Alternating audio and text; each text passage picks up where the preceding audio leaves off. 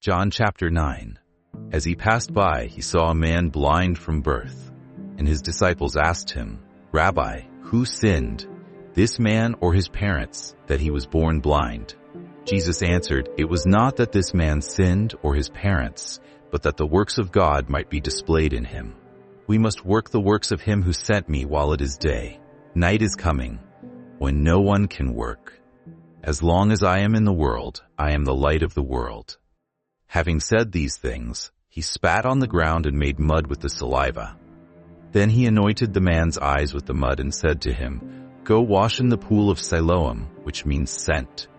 So he went and washed and came back seeing.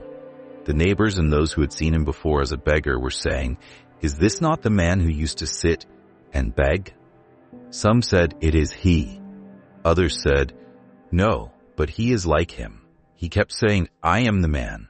So they said to him, Then how were your eyes opened? He answered, The man called Jesus made mud and anointed my eyes and said to me, Go to Siloam and wash. So I went and washed and received my sight. They said to him, Where is he? He said, I do not know. They brought to the Pharisees the man who had formerly been blind. Now it was a Sabbath day when Jesus made the mud and opened his eyes. So the Pharisees again asked him how he had received his sight. And he said to them, He put mud on my eyes, and I washed, and I see. Some of the Pharisees said, This man is not from God, for he does not keep the Sabbath. But others said, How can a man who is a sinner do such signs? And there was a division among them. So they said again to the blind man, What do you say about him, since he has opened your eyes? He said, He is a prophet.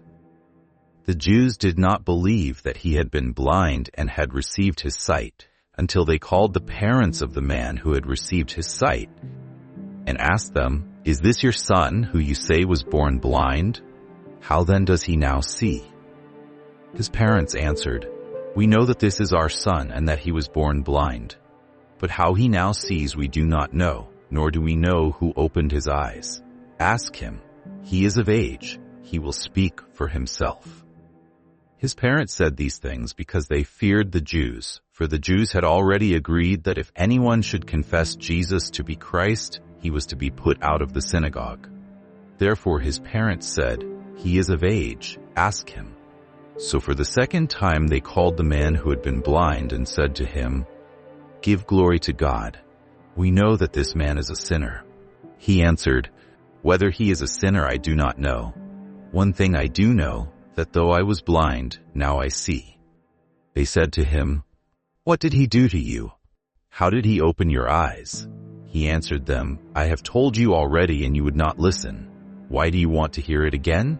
Do you also want to become his disciples? And they reviled him, saying, You are his disciple, but we are disciples of Moses. We know that God has spoken to Moses, but as for this man, we do not know where he comes from.